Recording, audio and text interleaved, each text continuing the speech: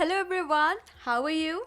Please hold on for a minute. I have to send an important email to my friend. I will quickly reply with the help of my phone and then start a conversation with you. Yes. The smartphone in our hands has changed the way we use the earlier phones or analog phones, isn't it? Analog phones had simple call and text message facilities. Now, we can view pictures and videos and can even send an email to someone.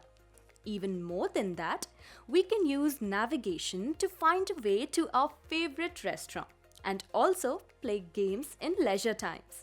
The smartphone is an example of innovation. Then, what is an innovation? Innovation means something new or a change made to an existing product, idea, or field. It is a process of taking an idea from inception to implementation. In the current example, phones and even mobile phones did exist, but there was addition of novelty, and then the smartphones came into existence.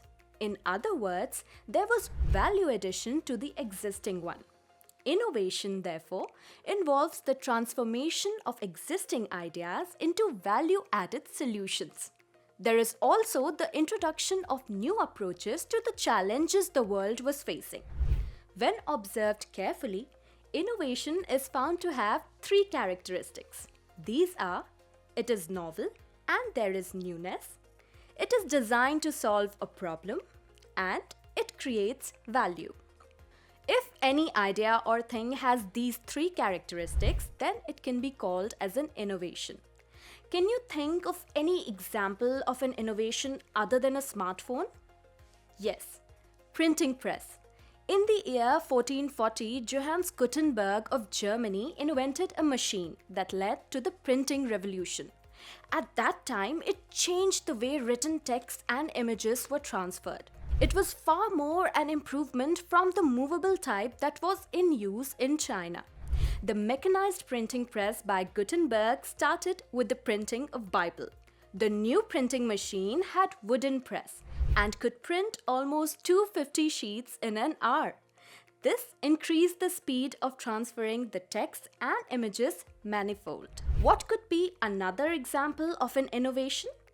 Another example could be the LED bulb, which entered the world markets in the 1970s.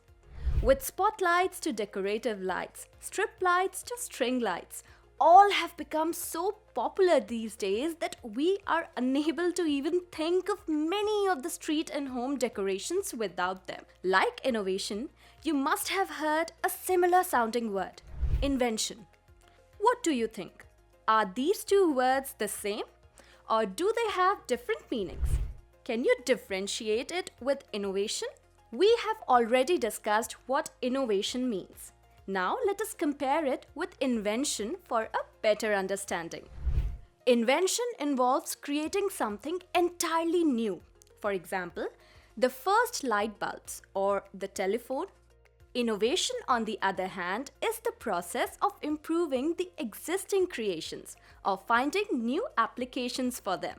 As we discussed earlier, a typical example could be the transformation of smartphones from basic communication devices into powerful pocket computers. Similarly, LED bulbs over earlier light bulbs can be considered as an innovation. Innovation is essential for solving existing problems that impose significant social and personal costs. It introduces something new to the world. The importance of innovation can be clubbed into 3 points. These are: it allows adaptability, it fosters growth, and it creates new ways of doing things. By now, you know that an innovation is something new that emerges from the existing idea and helps in providing solution to the existing problems. At this point of time, it might occur in your mind, does an innovation happen suddenly? Like an idea? Surprisingly not. Innovation is a process which is continuous.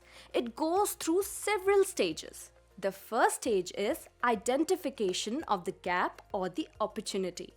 The second stage is idea generation.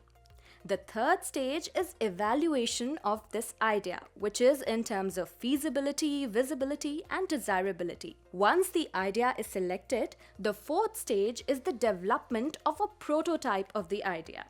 In other words, it is the mobility of idea to physical forms. Fifth stage can be identified as the testing of this prototype. Implementation and scaling can be identified as the sixth stage, and monitoring and evaluation of the innovation can be considered as the seventh and the last stage. In order to understand the process of innovation, let us revisit the example of the very popular smartphone.